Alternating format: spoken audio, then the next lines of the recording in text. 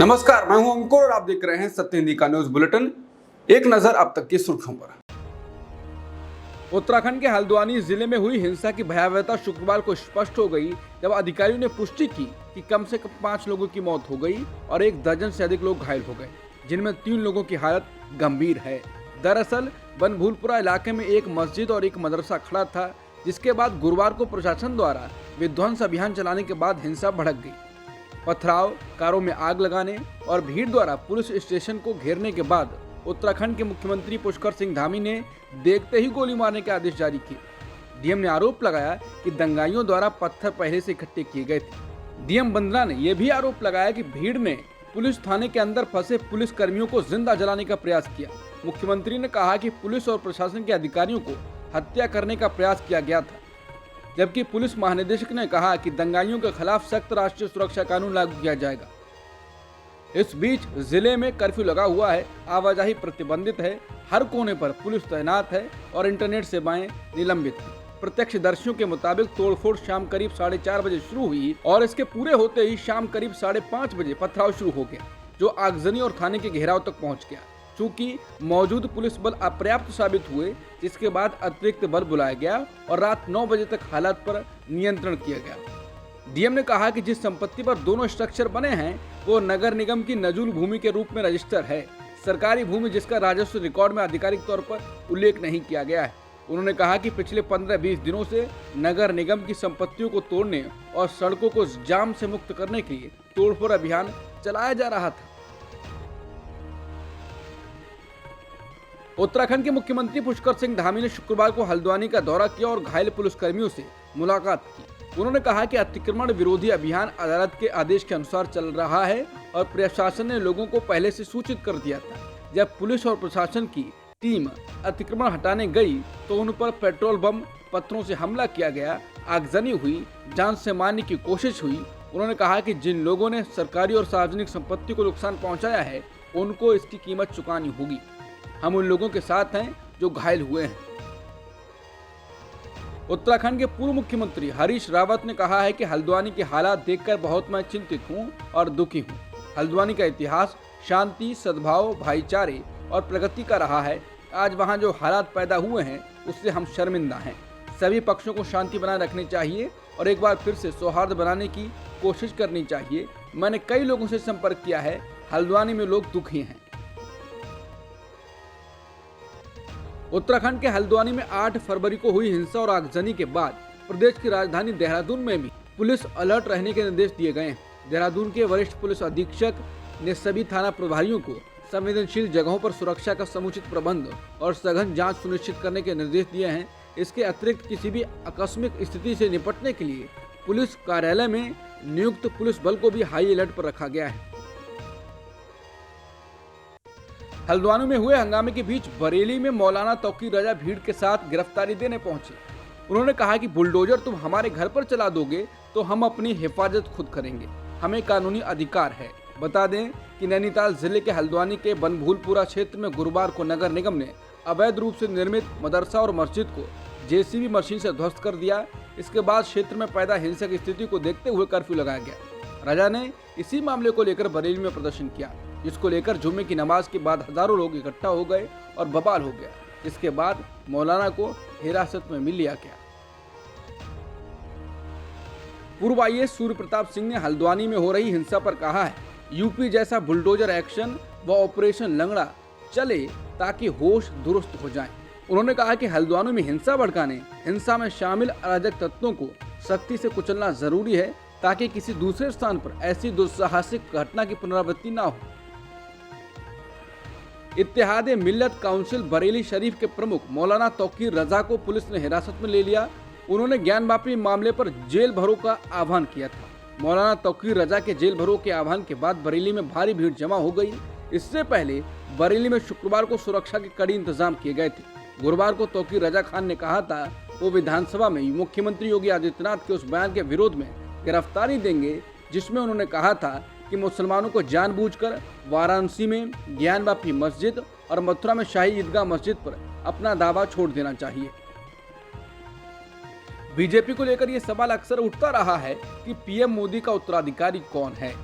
इसको लेकर जो चर्चा में रहते हैं वो है अमित शाह और योगी आदित्यनाथ। इसी सवाल का जवाब इंडिया टुडे के मूड ऑफ द नेशन सर्वे में मिल गया है। सर्वे के आंकड़ों के अनुसार 29% लोग चाहते हैं कि अमित शाह अगले प्रधानमंत्री बने।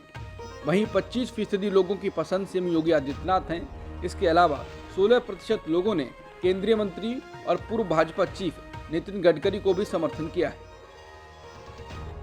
पूर्व प्रधानमंत्री चौधरी चरण सिंह को भारत रत्न सम्मान दिए जाने का ऐलान किया गया है। पूर्व प्रधानमंत्री पीवी नरसिम्हा राव और हरित क्रांति के जनक माने जाने वाले कृषि वैज्ञानिक MS स्वामीनाथन को भी भारत रत्न सम्मान दिए जाने की घोषणा की गई। ये देश का सर्वोच्च नागरिक सम्मान है। पीएम मोदी ने इसकी जानकारी एक्स पर दी है। इससे पहले मोदी सरकार ने कर्पूरी ठाकुर और लाल कृष्ण आडवाणी को भी भारत रत्न देने की घोषणा की थी। केंद्र सरकार द्वारा भारत के भूतपूर्व प्रधानमंत्री चौधरी चरण सिंह को भारत रत्न सम्मानित करने का ऐलान किया गया है। इस पर राष्ट्रीय लोकदल के नेता जयंत चौधरी ने प्रतिक्रिया दी है। प्रधानमंत्री मोदी के सोशल मीडिया पोस्ट पर जवाब देते हुए जयंत ने लिखा, दिल जीत लिया। केंद्र के इस फैसले पर रालोद के प्रवक्ता रोहित अग्रवाल ने कहा कि चौधरी चरण सिंह जी को भारत रत्न देना किसान, मजदूर और उनके करोड़ों अनुयायियों के लिए ये एक सुखद पल है। आज का दिन त्योहार से कम नहीं। चौधरी चरण सिंह के करोड़ों अनुयायी हर्षित हैं। मोदी सरकार ने पूर्व प्रधानमंत्री चौधरी चरण सिंह को मरणोपरांत भारत रत्न देने की घोषणा की। इसको लेकर जयंत सिंह चौधरी ने प्रेस कॉन्फ्रेंस की। इस दौरान उन्होंने इसके लिए राष्ट्रपति और प्रधानमंत्री मोदी सरकार का धन्यवाद दिया। इसके साथ ही जब उनसे पूछा गया कि क्या एनडीए में आप शामिल हो रहे हैं, तो उन्होंने कहा कि कोई कसर रहती है, आज मैं किस मुंह से इनकार करूं। उन्होंने पीएम मोदी की तारीफ करते हुए कहा कि प्रधानमंत्री देश की मूल भावना समझते हैं। उन्होंने कहा कि कांग्रेस इसे चुनाव से नहीं जोड़े।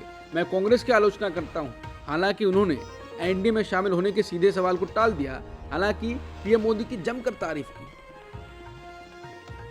जयंत चौधरी से जब सवाल किया गया कि क्या ये मान लिया जाए कि वो पीएम मोदी और बीजेपी के साथ जाने के लिए पूरी तरह से तैयार हैं, तो उन्होंने कहा, मैं बहुत बड़ी बधाई दे रहा हूं। पीएम ने जो आज फैसला किया है वो साबित करता है कि वो देश के मूल भावना और चरित्र को समझते हैं। चौधरी चरण सिंह के हर अनुयायी के दिल को जीतने का काम पीएम मोदी ने किया है।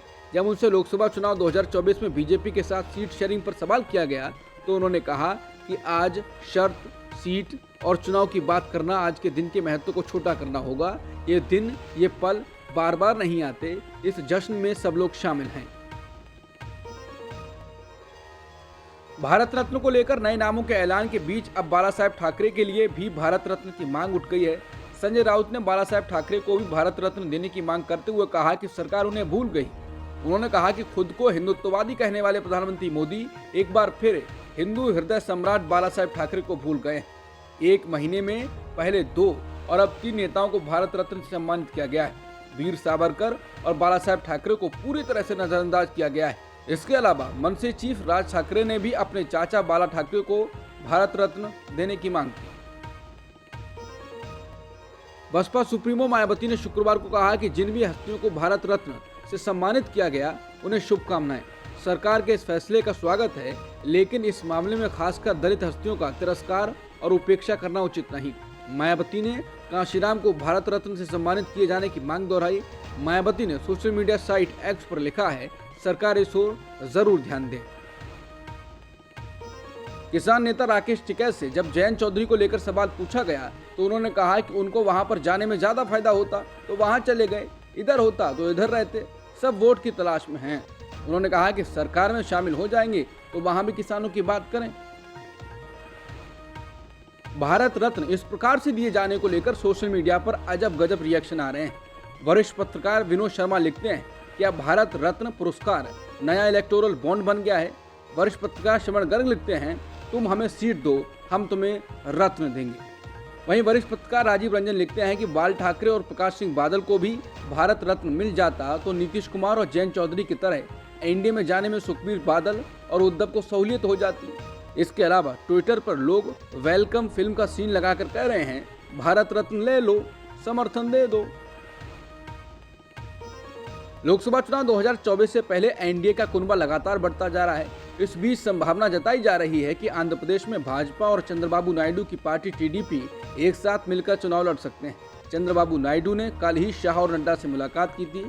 इसके बाद अब आंध्र प्रदेश के मुख्यमंत्री जगन मोहन रेड्डी ने पीएम मोदी से मुलाकात की है। सूत्रों ने दावा किया है कि सीएम जगन ने आंध्र प्रदेश के लिए विशेष राज्य का दर्जा मांगा है। जगन इस मामले पर पहले भी प्रधानमंत्री और गृहमंत्री के साथ कई बार बैठकें कर चुके हैं। 2019 में जगन के मैनिफेस्टो में भी ये शामिल था। इसी आधार पर उन्हें जीत मिली थी।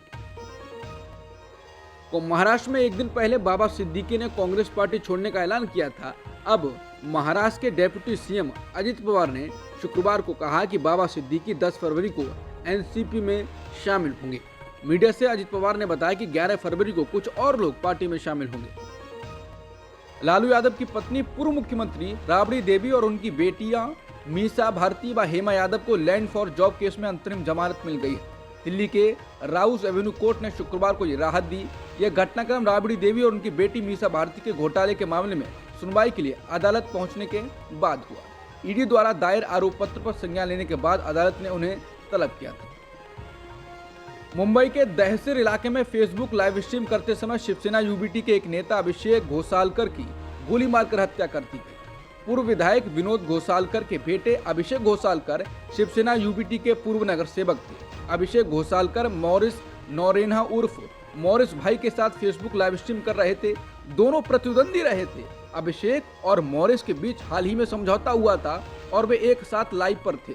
दोनों फेसबुक लाइव में समझौता होने की बात कहते हैं और साथ मिलकर काम करने की भी बात कहते हैं, लेकिन आखिर में गोली मारकर हत्या कर दी गई। इस घटना के बाद शिवसेना यूबीटी ने राज्य में कानून व्यवस्था पर सवाल उठाया है और देवेंद्र फडणवीस के इस्तीफे की मांग की है। शिवसेना यूबीटी नेता संजय राउत ने कहा है, महाराष्ट्र में गुंडा राज है। महाराष्ट्र के डिप्टी सीएम अजित पवार ने शुक्रवार को फेसबुक लाइव के दौरान शिवसेना यूबीटी नेता अभिषेक घोसालकर की हत्या को गलत और दुर्भाग्यपूर्ण बताया और आश्वासन दिया कि अपराध के कारणों का पता लगाने के लिए विस्तृत जांच की जाएगी। पवार ने पुणे में संवाददाताओं से कहा, यह गलत और दुर्भाग्यपूर्ण था। राज्य में ऐसी घटनाएं नहीं होनी चाहिए। लाइव स्ट्रीमिंग के दौरान दोनों के बीच बातचीत दोस्ताना लग रही थी। बातचीत को देखकर उनके रिश्ते भी मधुर लग रहे थे। उन्होंने कहा, इस बात की विस्तृत जांच की जानी चाहिए कि वास्तव में उनके बीच क्या हुआ था। कांग्रेस पार्टी के भविष्य पर लेखिका और पूर्व राष्ट्रपति प्रणब मुखर्जी की बेटी शर्मिष्ठा मुखर्जी ने बयान दिया है। उन्होंने कहा है कि जैसा कि स्थिति से पता चलता है, कांग्रेस पार्टी का भविष्य बिल्कुल शून्य है। उनकी अपने इंडिया गठबंधन की सहयोगी ममता बनर्जी कह रही हैं कि कांग्रेस 40 सीटें भी नहीं जीत सकती है। कांग्रेस का कोई भविष्य नहीं है। मेरी राय में जब तक राहुल गांधी या गांधी परिवार कांग्रेस का चेहरा बने रहेंगे, तब तक उसे एक नए चेहरे, नए विचारों की जरूरत है और नए नेतृत्व का चयन नहीं किया जाएगा।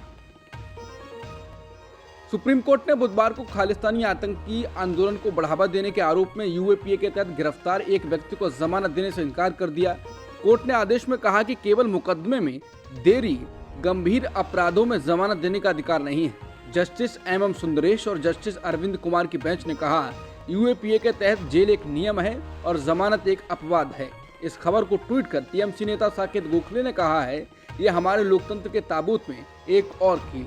सुप्रीम कोर्ट ने अब स्पष्ट कर दिया है कि यूएपीए के तहत मामलों के लिए जेल नियम है और जमानत अपवाद है। साकेत गोखले ने कहा, इसका मतलब यह है कि जो व्यक्ति महज एक आरोपी है, उसके लिए जेल ही नियम है।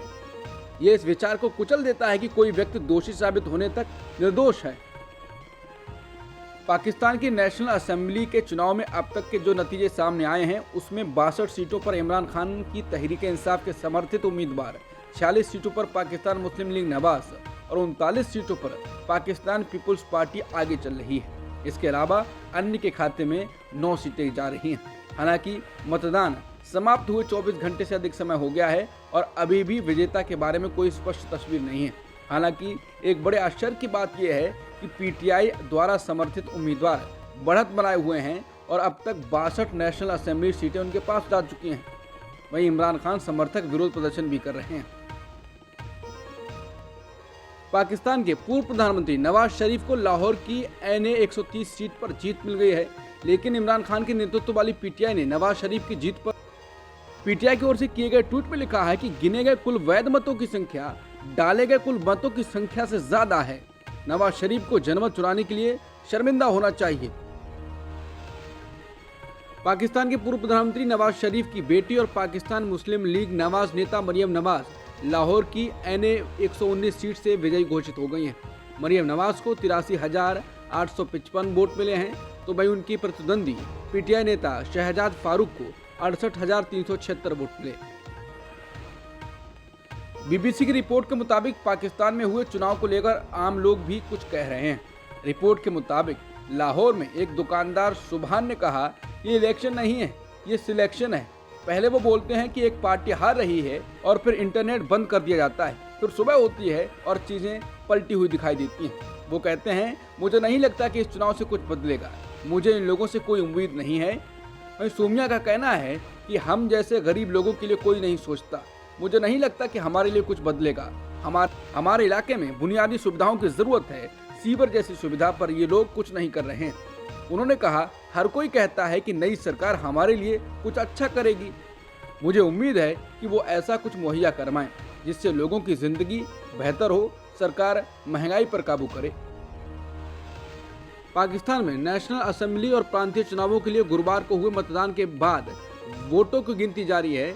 इस बीच संयुक्त राष्ट्र संघ ने लोगों से अपील की है कि वो हिंसा से बचें और शांति बनाए रखें। ये अपील संयुक्त राष्ट्र के महासचिव एंटोनियो गुटेरेस ने की है। बता दें, पाकिस्तान में गुरुवार को मतदान के दौरान मोबाइल इंटरनेट सेवा निलंबित कर दी गई थी। तनावपूर्ण माहौल के बीच मतदान हुए। पाकिस्तान में गुरुवार को हुए चुनावों के बाद अब वोटों की गिनती जारी है। इस बीच इमरान खान की पार्टी तहरीक-ए-इंसाफ के सेक्रेटरी जनरल उमर अयूब खान ने चुनाव आयोग पर आरोप लगाते हुए कहा है कि पार्टी समर्थित कई उम्मीदवार जो बड़े अंतर से आगे थे, वो 5 घंटे में पीछे कैसे आ गए। पीटीआई ने कहा कि मतगणना में हेराफेरी की गई है। जहां वोटों की गिनती हो रही है, यानी आरओ ऑफिस, उनके बाहर सेना तैनात की गई है। अब तक की सुर्खियों में इतना ही। बाकी खबरों के लिए बने रहिए सत्यहिंदी.com के साथ।